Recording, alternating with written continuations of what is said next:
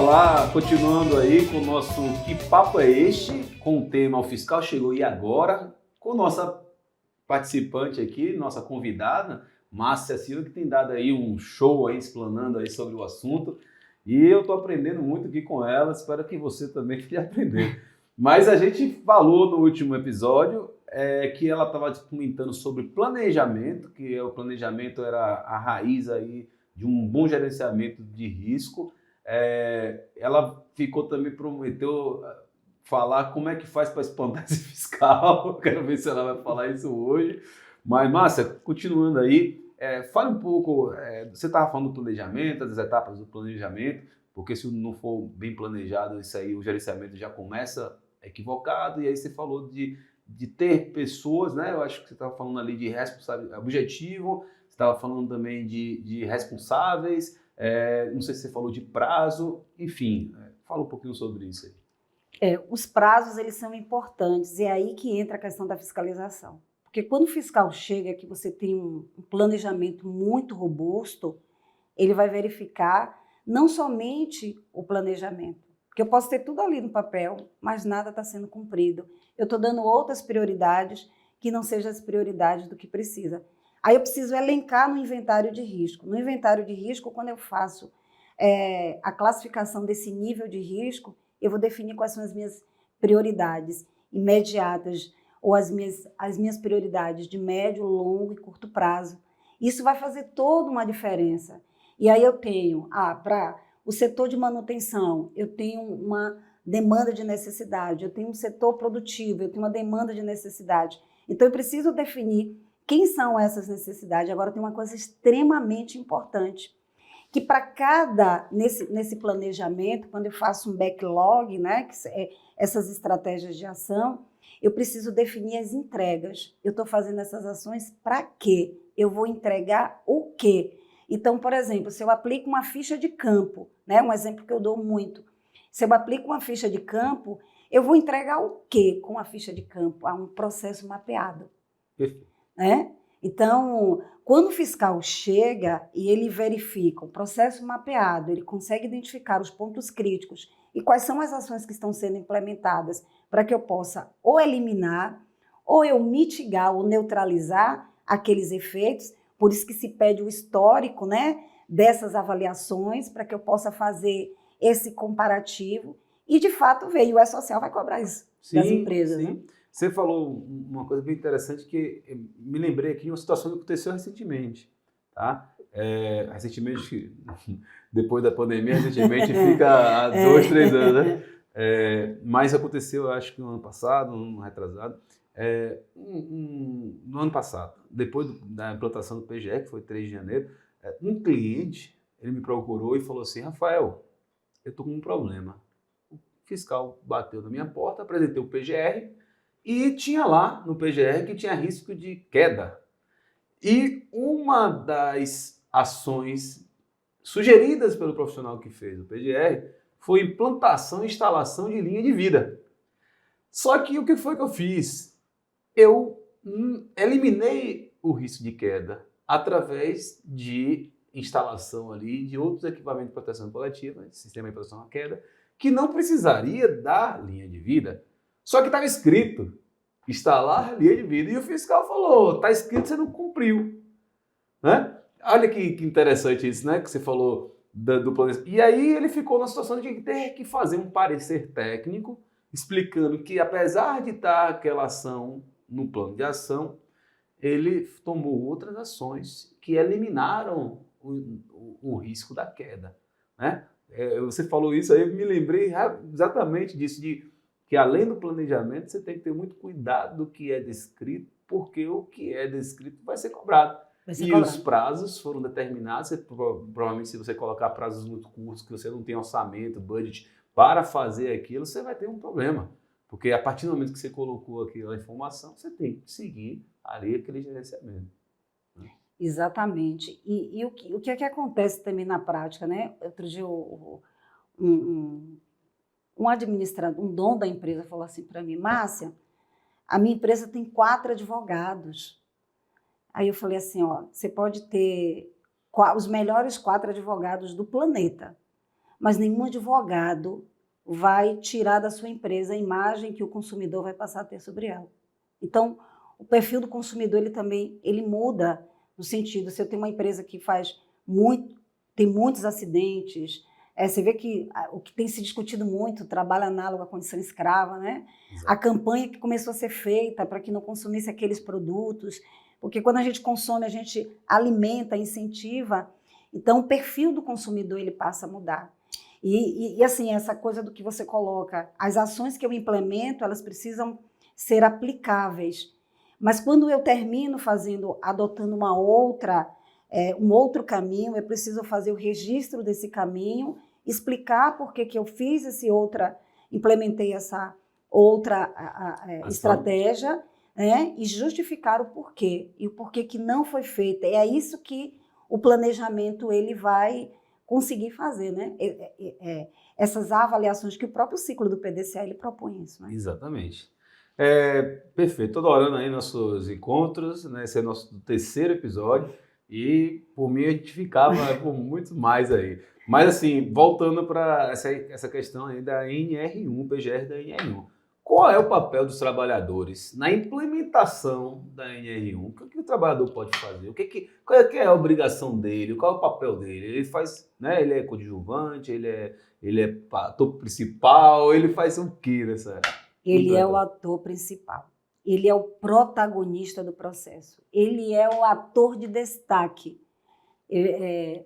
O trabalhador ele conhece o processo muito mais do que os livros. Porque às vezes a gente vai muito aquilo, né? Muito tecnicista, quero ver se está acima, está abaixo. Às vezes eu tenho um problema ali que a literatura científica não traz, mas quando você deixa de perguntar para o trabalhador, você desmerece, né, o sujeito ali. O executor, a pessoa que Exatamente. faz o serviço. Tem uma coisa que, quando eu faço a campanha na empresa, quando eu faço o programa de conservação auditiva, eu faço uma campanha. Eu não chamo de programa de conservação auditiva. Eu chamo de campanha de saúde auditiva. Então, nessa campanha eu envolvo CIPA, envolvo gestores. Quando eu chego no setor, eles já me conhecem. Olha, aquela do vídeo, aquela do clique. Eu já sou às vezes conhecida como aquela do clique. Porque eu vou envolvendo outras pessoas e, por fim, eu boto um podcast, eu boto um vídeo. Então, quando eu chego na área, já estão me identificando. Então, na hora que eu vou aplicar a ficha de campo... Convide esses trabalhadores para assistir nosso podcast. Quando eu vou aplicar a ficha de campo, eu não tenho uma resistência do trabalhador. E aí eu mapeio o processo, eu volto e peço para ele validar o processo mapeado. Aí eu faço uma impressão maior e ele se sente importante, porque ele pega a caneta, olha aqui, você precisa ajustar aqui, você precisa ajustar aqui, chama 2, 3, 4, olha o que ela fez, faço o ajuste e no final, numa nota de rodapé, eu boto os autores que participaram daquele processo. Perfeito. E lembrando, né, que não basta fazer o que é certo, tem que comprovar que está sendo feito. É aí que entra o fiscal. Entra o fiscal, porque o PGR cobra isso, né? Ele quer evidências. Ok, você está implantando, mas cadê as evidências de controle? Então, muito bem aí, mais um exemplo aí de fugir do fiscal. Agora, e aí, faz o que para botar o fiscal embora? E quando ele chega, que ele encontra, né, essa empresa dentro dessa estrutura, então ele começa a tomar aquela empresa como referência para as outras empresas. Poxa, eu tenho uma empresa que eu fiz a fiscalização, que tem um processo parecido, e ela tem uma política de gestão extremamente sistematizada. Mas essa daqui não tem. Olha o que é possível fazer. Então, é o que a gente chama essas boas práticas que a gente vai vivenciando e o que a gente pode trazer para o nosso dia a dia de trabalho, né? É o sonho de todos ter empresas que conquistaram sua independência, né? Aquela questão de eu faço porque eu entendo que é importante, independente de ter fiscal ou não, eu quero um ambiente que esteja seguro para proporcionar saúde e segurança para o meu trabalhador. Eu entendo que isso aí vai trazer benefícios para a empresa, para o trabalhador e tudo mais. Então, esse é um grande sonho nosso como engenheiros de segurança do trabalho, como especialistas, Aí, assim, como é que a gente consegue relacionar esse gerenciamento de risco, esse sonho, esse objetivo de ter uma empresa independente, que não precisa, né, de uma fiscalização para agir, que faça já, antecipe no planejamento. Como é que a gente faz para interagir? Como é que é essa interação da NR1 com as demais normas? Existe uma consonância? Eles estão independentes? Como é que é? Fala um pouquinho sobre o que representa essa interatividade das normas, demais normas regulamentadoras e a própria NR1. Olha, a norma regulamentadora, a norma regulamentadora NR1, ela é uma norma basilar. Ela é, comparando com a árvore, ela é a raiz. Né? Depois ela vai puxando as outras partes que compõem essa árvore. Então, quando eu faço um inventário de risco, ou uma análise preliminar de risco, eu já começo a fazer algumas antecipações de quais NRs eu vou aplicar. Então, se eu tenho máquinas, NR12. Se eu tenho um ruído, NR12, NR15, né? Então, aí eu vou também acionar as normas de higiene ocupacional da Fundacentro, que são normas que vão lá contemplando critérios e procedimentos para que eu possa fazer uma avaliação de produto químico, para que eu possa fazer uma avaliação de radiação ionizante, para que eu possa fazer uma avaliação de calor. Eu preciso seguir um procedimento, né? Mas qual é o grande desafio que um profissional sozinho ele não consegue fazer todo esse trabalho? E esse é, para mim, um dos grandes desafios que tem dentro da organização. E quando esse profissional é um terceiro, né? Um prestador de serviço, esse prestador de serviço ele está com muita demanda de cliente, ele não tem tempo para discutir, ele está muito focado naquela produção de documento para as entregas.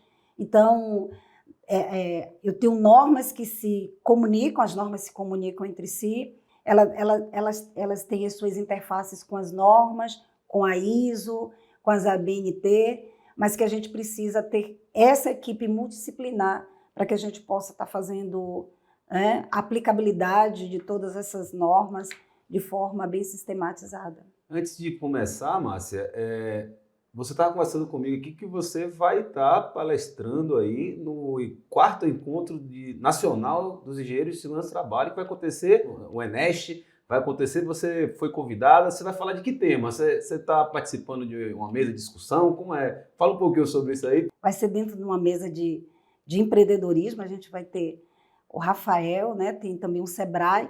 Rafael Pinheiro. Rafael Pinheiro, um excelente profissional que saiu da CLT e se tornou um empresário, né, de sucesso. E a gente vai estar falando das grandes dificuldades que às vezes o sujeito, quando ele sai ele é profissional, ele é pessoa física, abre uma empresa, pessoa jurídica, mas ele acha que ele é a mesma pessoa. E aí eu vou falar de estratégia de precificação, né? Mas não fale muito, não. Como é que o dinheiro entra, como é que o dinheiro sai. Não fale muito não, porque vai ser interessante aí. Eu estou fazendo essa referência aqui ao Encontro Nacional e vai ser depois de 15 anos que a Bahia não cedia, né, um evento nacional. Então vai ser vários nomes aí interessantes aí, você é um deles que está participando lá, legal, e a gente vai estar lá. Agora, ó, nosso papo terminou não, tá? Porque semana que vem nós vamos ter mais um episódio que a gente vai encerrar semana que vem com o fiscal chegou e agora? E agora? Que papo é este, Márcia? Não percam, hein?